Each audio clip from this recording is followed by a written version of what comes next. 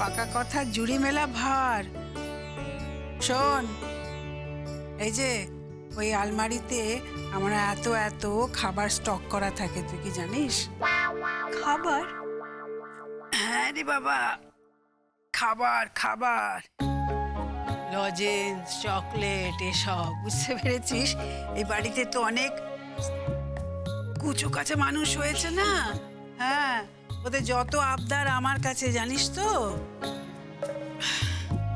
যত আবদার আমার কাছে। আর আমি কি করতাম, আমি এসব দিয়ে আমার কাজ হাসিল করে নিতাম ওদের থেকে। এই যে তোর ছোটদি ভাই, ফুলদি ভাই, এরা সব যতই লেখাপড়া করুক আর যতই বড় হোক আর যতই অফিস করুক, তাদের অভ্যেস যায়নি কারোরই। সব সময় আমার কাছে, বাড়িতে থাকুক কি অফিস যাওয়ার সময় আমার কাছে এসে হাত পায়। আর তোমার কর্তাটি, সে তো আবার একটু রাশভারী লোক কি না। সে ছোট থেকেই অন্যদের মতন করে তো আর চান না, সোজা আমার কাছে এসে অভিযোগ করেন। জান, আজকাল তো দেখছি চকলেট টকলেট আমার জন্য কিছুই থাকে না, যা থাকে সব অন্যেরা পায়। বেশ, আমার কিচ্ছু লাগবে না। তখনই বুঝে নিতে হবে তার কিছু চাই। এই যে আকাশ, পুপে, তারা কি আর ছাড়ে নাকি? ওই জন্য তো আমি বয়ম বয়ম ভর্তি করে এখানে রেখে দিই। আমার তীর্থ জানে, কে আর বলে দিতে হয় না, ফর্দতেও লিখে দিতে হয় না, ও মাস বাজারের সঙ্গেই চলে আসে। আমি এসব কিছু বাইরে কেন রাখি না জানিস?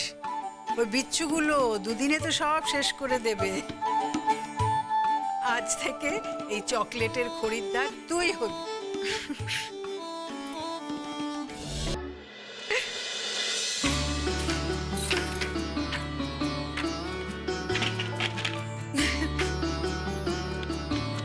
হাত পাত আর নিবি? নে নে নে, এবার আমি যাই। পালা পালা পালা পালা।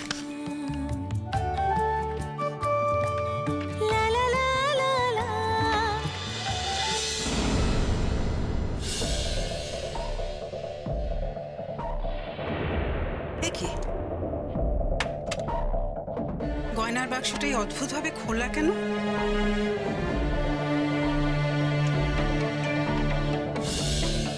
কি আশ্চর্য, আমি তো কোনোদিন এভাবে খুলে রাখি না গয়নার বাক্স।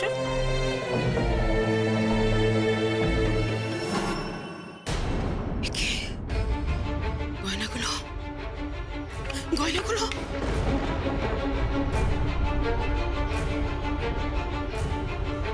কি আশ্চর্য, বাক্স ভর্তি গয়না, কি অলক্ষণে কথা। কোথায় গেল এত গয়না?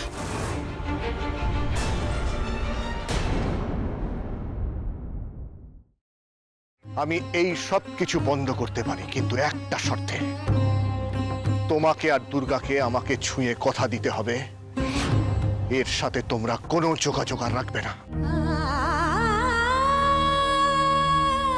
শোনো, আমরা এখনো তোমার মতন এতটা পাথর হয়ে যায়নি।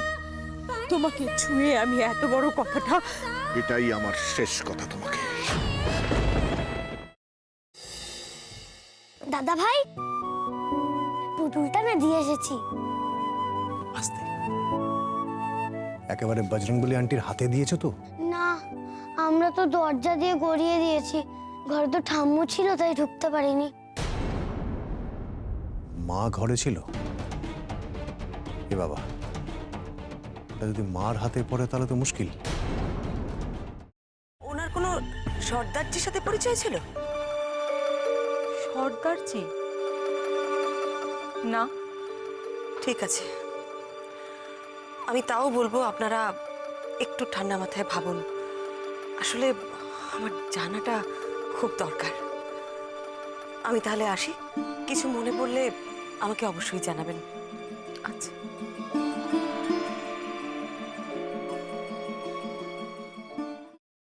ফ্রাইং প্যানে Emami healthy and tasty refined rice bran oil গরম করে তাতে গোটা কালো সর্ষে আর কারি পাতা ফোড়ন দিয়ে ওর মধ্যে একে একে টমেটো কুচি, বাঁধাকপি বাটা, নুন, হলুদ গুঁড়ো, শুকনো লঙ্কা গুঁড়ো আর সামান্য চিনি দিয়ে ভালো করে কষিয়ে নিয়ে ওই মিশ্রণে কুড়িয়ে বেটে রাখা নারকেল, পাকা লঙ্কা কুচি আর কারি পাতা দিয়ে ভালো করে নাড়াচাড়া করে নামিয়ে নিয়ে নারকেলের স্লাইস, পাকা লঙ্কা স্লাইস আর কারি পাতা দিয়ে সাজিয়ে সার্ভ করুন বাঁধাকপির ঝাল।